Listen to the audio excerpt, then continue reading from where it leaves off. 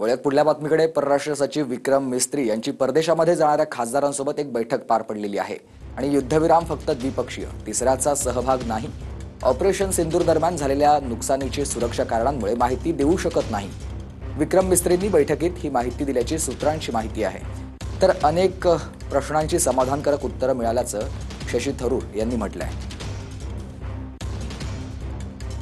ग्राफिक्सच्या माध्यमातून बघूयात. विक्रम मिस्त्रींची खासदारांसोबत बैठक झाली. युद्धविराम फक्त द्विपक्षीय आहे आणि तिसऱ्या कोणाचाही सहभाग नाहीये.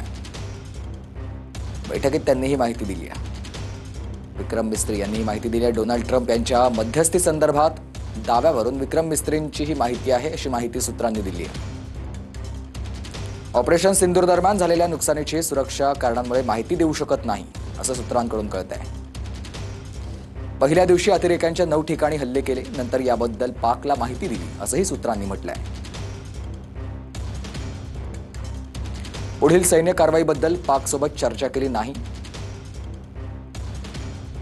राहुल गांधींनी उपस्थित केलेल्या प्रश्नांवर बैठकीमध्ये मिस्त्रींनी खासदारांना माहिती दिली.